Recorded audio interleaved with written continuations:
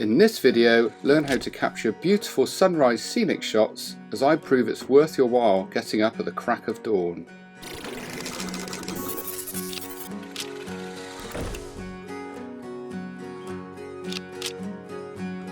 Before you get up early to shoot a stunning sunrise, first decide whether you want to shoot into the rising sun or use the sun to light up a specific area of the scene you're photographing.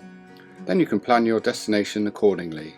Use a weather app so you can plan what time is best to shoot, allowing time to be on site and in position before the sun comes up. For our sunrise shots, we'll get up and out the door, waiting ready with our camera on a tripod, on location 30 minutes before the sun comes up. When you're out and about, you'll notice how still it can be at this time of day. With less wind, any water in your shot should remain much calmer, such as a mountain lake in our main image.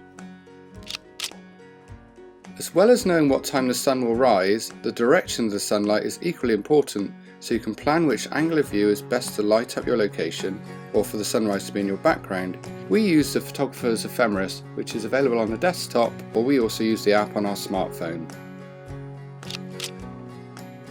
For our sunrise shots, we've used a full-frame Canon 5D Mark III and an EF 24-70mm f2.8 L series lens.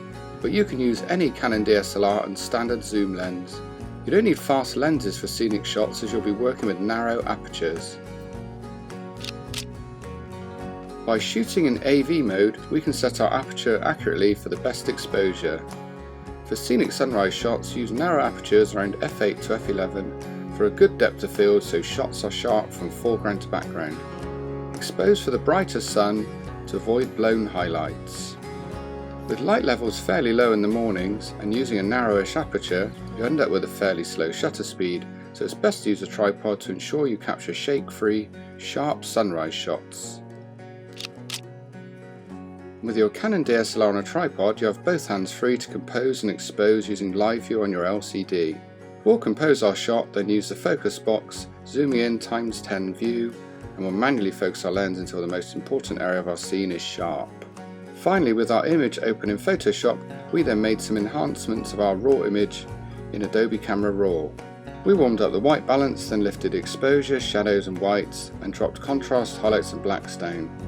We also used a digital graduated filter to create a more dramatic, pleasing sunrise sky. And here's our favourite sunrise scenic shot.